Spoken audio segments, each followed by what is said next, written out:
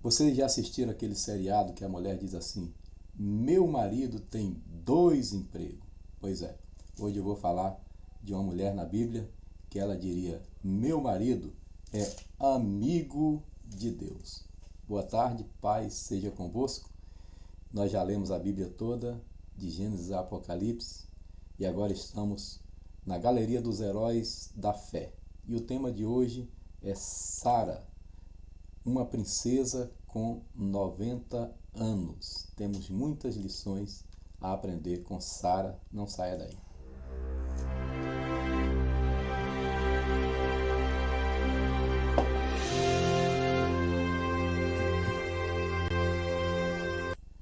Deus abençoe, meus amados. Paz seja convosco. Minha homenagem hoje, em especial a todas as mulheres de Deus, a minha esposa, a pastora Márcia. Um beijo no seu coração. O tema é Sara, uma princesa com 90 anos. Vamos ver se é realmente isso. O texto de Hebreus 11:11 diz assim: pela fé também a mesma Sara recebeu a virtude de conceber e deu à luz já fora da idade. Porquanto teve por fiel aquele que lhe o tinha prometido. Sara é a única mulher, juntamente com Agar, que vai entrar nessa galeria de 12 dos heróis da fé. Depois dos 12 tem alguns que a Bíblia não cita diretamente o nome, mas os principais, onde o escritor de Hebreus fala pela fé Abel, pela fé Enoque, pela fé Noé, pela fé Abraão e agora pela fé Sara. É uma privilegiada. Ela é esposa do pai da fé, esposa do amigo de Deus, esposa do pai de multidões, Abraão, pai dos árabes e dos judeus. É muito privilégio. E o texto aqui começa dizendo que ela recebeu virtude de conceber, ou seja, de engravidar, fora da idade. Ela tinha nada mais, nada menos do que 90 anos. Vamos ver algumas coisas sobre Sara para o nosso aprendizado. O texto que eu li é Hebreus 11:11. A história dela está entre Gênesis 16 a 18, né? E do 21 ao 6. Eu vou ler somente o 21 ao 6, nós não temos muito tempo. Esse esboço foi uma série de estudos que eu ministrei nos cultos de doutrina, então cada mensagem levaria em torno de 1 hora. E aqui eu vou levar em torno de 20 minutos apenas, então é um resumo. Diz assim: e o Senhor visitou a Sara, Gênesis 21. O Senhor visitou a Sara como tinha dito, e fez o Senhor a Sara como tinha falado. Que versículo forte. 21:1. E o Senhor visitou a Sara como tinha dito, e fez o Senhor a Sara como tinha falado. Que o Senhor nessa noite te visite como falou e faça como prometeu. 2. E concebeu Sara e deu a Abraão um filho na sua velhice, ao tempo determinado que Deus lhe tinha dito. E chamou Abraão o nome do seu filho que lhe nascera, que Sara lhe dera, Isaque, que significa riso. E Abraão circuncidou seu filho Isaque quando era da idade de 8 dias, como Deus lhe tinha ordenado. 5. E era Abraão da idade de 100 anos, quando lhe nasceu Isaque, seu filho. E disse Sara: Deus me tem feito riso. Todo aquele que o ouvir se rirá comigo. Aleluia. Realmente uma princesa com 90 anos, como está nessa foto aí. Todo aquele que ouvir vai rir comigo, porque uma mulher de 90 anos não era mais para conceber. O nome Sara significa princesa. O dito popular diz que por trás de todo grande homem tem uma grande mulher. Na verdade, corrigindo o dito popular, não é por trás, é ao lado de todo grande homem tem uma grande mulher. E Sara, apesar das suas falhas, é uma grande mulher de Deus. Quais os privilégios de Sara? Como eu comecei dizendo, ela era esposa de Abraão. Então, como aquela mulher que dizia, meu marido tem 2 empregos, né? Ou 3 empregos. Sara podia dizer, meu marido é, amigo de Deus, é assim com Jeová. Não brinque com ele não, porque ele é, amigo de Deus. Que privilégio. Esposa do pai da fé, esposa do pai dos hebreus e dos árabes, esposa do homem que foi chamado de amigo de Deus e que ofereceu o seu unigênito ao Senhor. Outro privilégio, ela era muito bonita. Aliás, todas as esposas dos patriarcas, esposa de Abraão, Sara, a esposa de Isaac, Rebeca, a esposa de Jacó, Raquel, todas eram extremamente belas, lindas, bonitas. A Bíblia faz questão de mencionar a beleza dessas mulheres. Mais na frente eu vou dizer que, infelizmente, todas elas eram estéreis, né? Ela tinha como privilégio, além de ser esposa de Abraão, além de ser muito bonita, ela tinha uma promessa. Melhor do que ser bonita e do que ser esposa de Abraão é ter a promessa de Deus, porque Deus cumpre aquilo que ele promete. Porém, ela tinha os obstáculos. Ela era estéril. Sara era estéril. Rebeca era estéril. Raquel era estéril. Ana era estéril. Isabel, mãe de João Batista, também era estéril. Mas nessa tarde eu quero profetizar sobre a tua vida que o ventre estéril vai gerar. Que toda esterilidade será curada e que Deus vai realizar milagres na sua vida e na sua família. Por que era um obstáculo para Sara, assim como foi um obstáculo para Rebeca, e Isaac orou 20 anos para que ela gerasse, e aí eu recebi uma mensagem de Deus, bênção demorada, quando vem dobrada. Quando Rebeca engravidou, teve gêmeos. E porque também Raquel era estéril, porque Ana era estéril, porque Isabel era estéril. Todas essas geraram homens que vieram mudar a história de Israel e a história da humanidade. Então, quando o inimigo sabe que você tem um chamado específico e através desse chamado pode mudar a história das nações, ele vai fazer de tudo para impedir. Mas Deus é especialista em curar esterilidade. Outro obstáculo agora era a idade. Com 90 anos, já tinha cessado o costume das mulheres, ou seja, Sara não menstruava mais. Havia cessado o costume das mulheres. Ela estava já consciente, ela já tinha aceitado que ela não ia mais ter filhos, não ia mais parir, e ela já tinha, digamos, jogado a toalha. E além disso, ela tinha que enfrentar a opinião pública. Certamente as vizinhas, os amigos diziam, olha só, né? Esposa do homem que é amigo de Deus, mas aí não tem filho, amaldiçoando o marido. Essa mulher não merece estar ao lado de Abraão. Você está pensando que ela não ouvia coisas desse tipo? Certamente ouvia, porque ser estéril naquela época era considerado realmente uma maldição. E era difícil para Sara aceitar essa situação, porque ela sabia que Deus disse a Abraão que ele seria pai de multidões, e ela não gera. Então ela se sentia o quê? Culpada, indigna de estar ao lado desse grande homem de Deus. E depois ela ainda enfrentou o desprezo de Agar. Agar era uma escrava egípcia que Abraão trouxe lá do Egito quando passou um tempo lá. E agora, depois que ela engravida, ela vai desprezar a sua senhora. Provérbio diz que uma coisa horrível é a escrava quando passa a ser senhora. E Agar agora, apesar de ser escrava, engravidou, então ela se sentiu esposa de Abraão, mas não era, né? Só que não, como diz o ditado, só que não. A precipitação de Sara e suas consequências. Conflito no lar. O 16:5 diz que agora que a Agar engravidou, Sara diz, lança fora esse escravo. Tá vendo aí? Ela tá me desprezando, tá me humilhando. Agora ela colocou a culpa em Abraão. Foi ela que deu a ideia. Foi ela que se precipitou né? E veja o preço de uma precipitação. O preço dessa precipitação gerou conflitos no lar e gerou conflitos no mundo. Se hoje você tem uma grande disputa entre árabes e judeus, se hoje você tem todo esse ódio que é chamado de antissemitismo, é porque Sara se precipitou.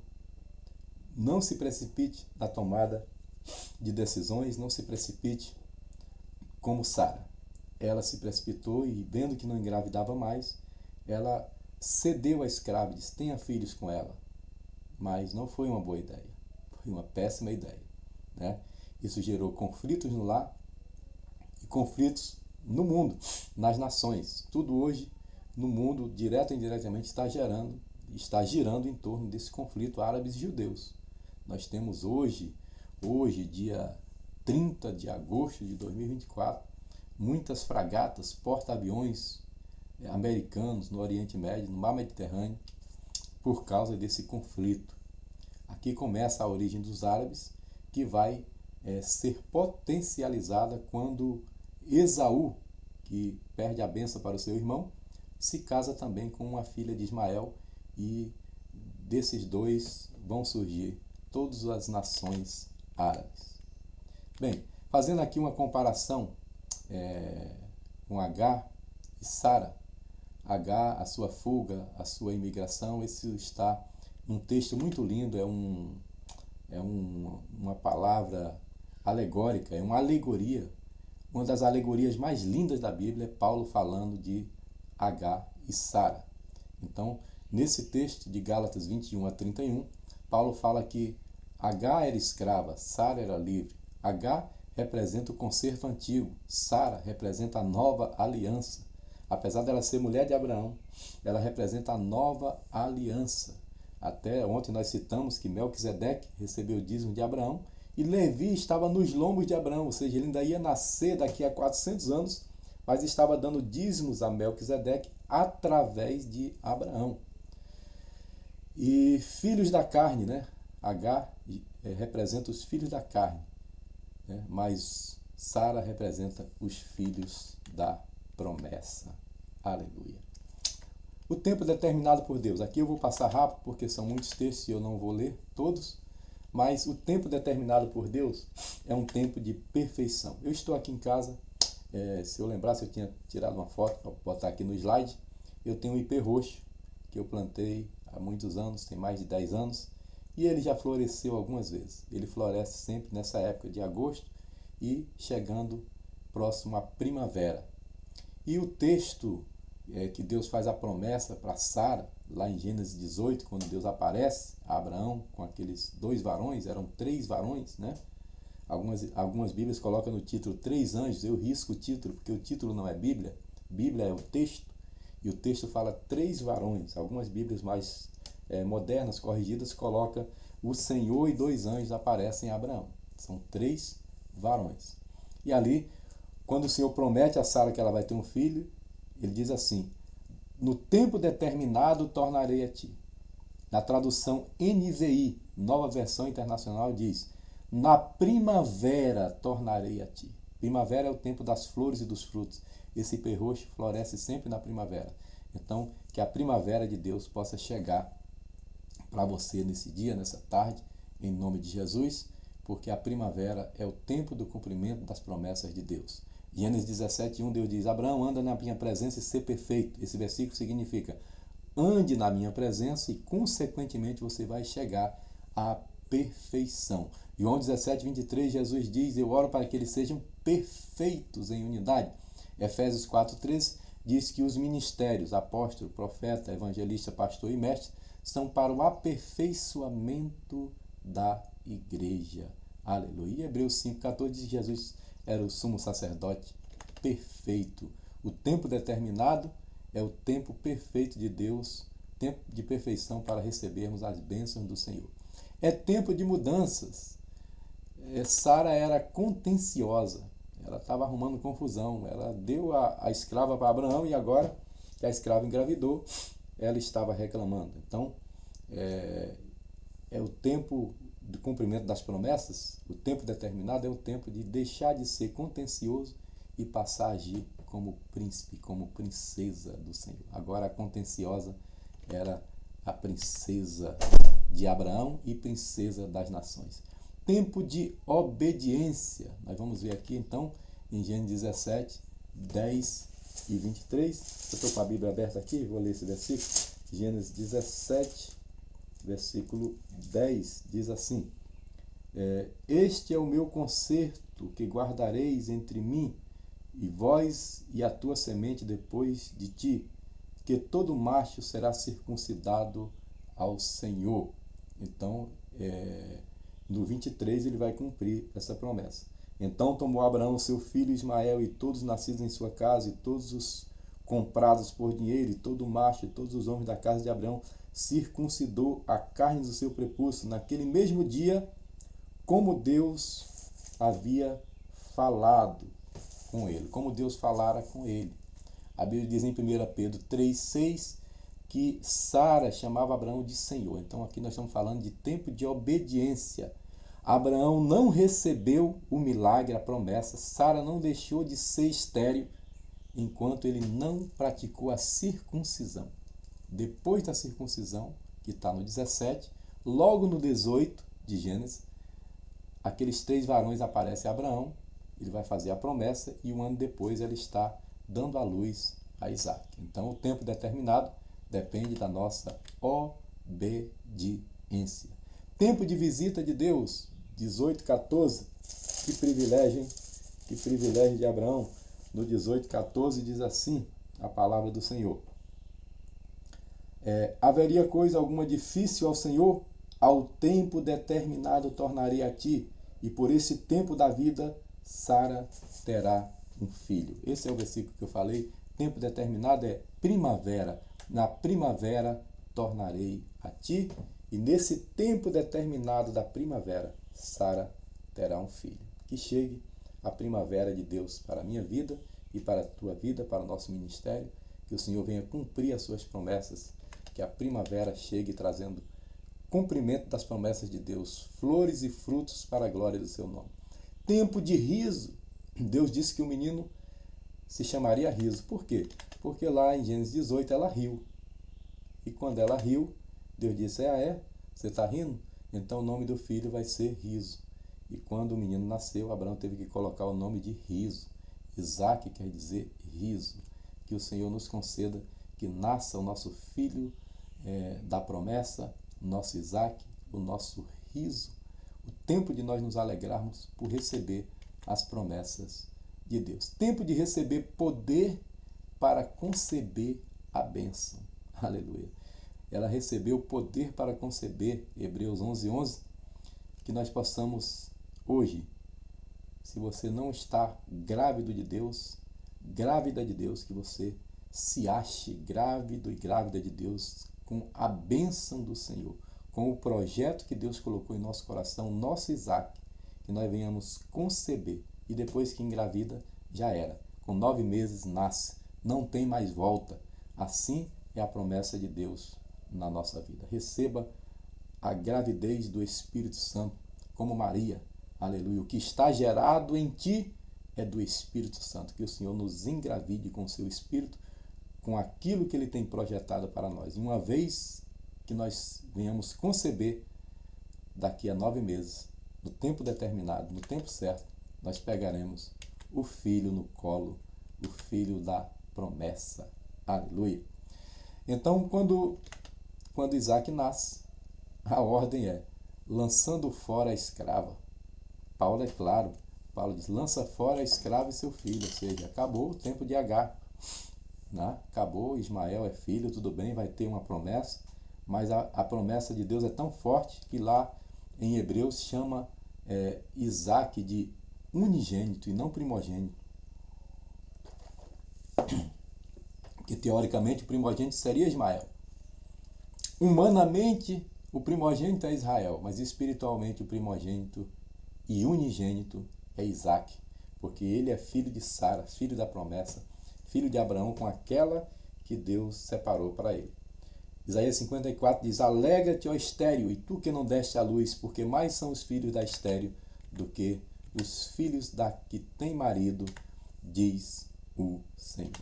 Deus me deu uma palavra, uma mensagem, eu escrevi um esboço, preguei já essa mensagem e eu quero só relatar para você. O tema é filhos de Agar e filhos de Sara, contando essa história.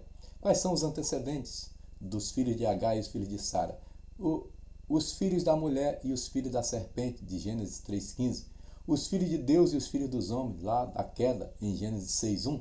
Os filhos de Raquel e os filhos de Leia. Sempre teve esse dualismo. Jacó e Esaú, né? O primogênito e o mais novo. Os filhos de Ana e os filhos de Penina. Os filhos de Jessé e os filhos dos gigantes que Davi venceu depois.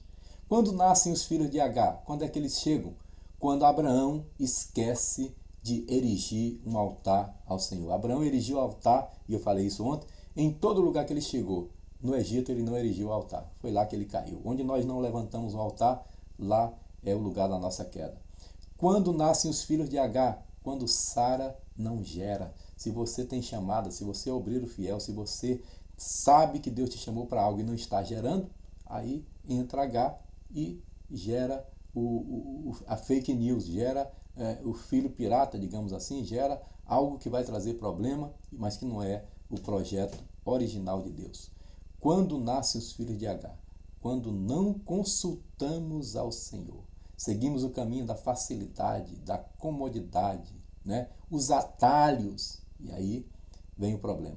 Quais são as características dos filhos de Agar? Menosprezo, zombaria, primado. 3 João 9 diz que tinha um homem chamado Diótrefes, que ele gostava da preeminência, ele não recebia as cartas de João. Pensa num cara arrogante, ele não recebia as cartas de João, o apóstolo amado. Então os filhos de Agar são assim, eles querem ter o primado, eles querem ter a cadeira principal. Eles atuam dentro do legalismo, eles são gerados segundo a carne e nascem segundo a carne. Agora, quando nascem os filhos de Sara? Após a aliança, após a circuncisão, após a mudança de nome. Deus primeiro mudou o nome de Abrão para Abraão, de Sarai para Sara, e aí depois eles receberam a promessa. A promessa chega no tempo determinado. Quais as características do tempo de Sara? Eles vêm por promessa, eles são alegres, eles são adoradores, eles são herdeiros, eles são livres, eles são gerados segundo o Espírito e eles nascem segundo o Espírito. Aleluia! Louvado seja o nome do Senhor. Então, a aula de hoje termina aqui. Sara, uma princesa com 90 anos. Oremos ao Senhor. Senhor Deus, bondoso, santo e eterno Pai, eu quero te agradecer pela vida de cada um dos seus filhos. Quero orar por Jerusalém, a cidade amada, a cidade de Davi, cidade do grande rei. Eu quero orar pela paz de Jerusalém e pela nação brasileira, pois a tua palavra diz: abençoarei os que te abençoarem e amaldiçoarei os que te amaldiçoarem. Que a tua bênção esteja sobre o Brasil e que a tua justiça, Yahvé Tessitkenu, Senhor, justiça nossa, seja sobre os inimigos de Israel. Que assim seja. Eu oro em nome de Jesus, apresentando cada um dos teus filhos que aqui está, que nós recebamos nessa tarde o nosso Isaac, a nossa herança, e que toda esterilidade seja curada e que o Senhor nos abençoe em nome de Jesus. Amém. Se você disse amém, compartilhe essa live com mais alguém da sua família e abençoe outras pessoas com esse conteúdo do canal Pastor João Deres. Um abraço a todos, até amanhã, se Deus quiser. Paz seja convosco.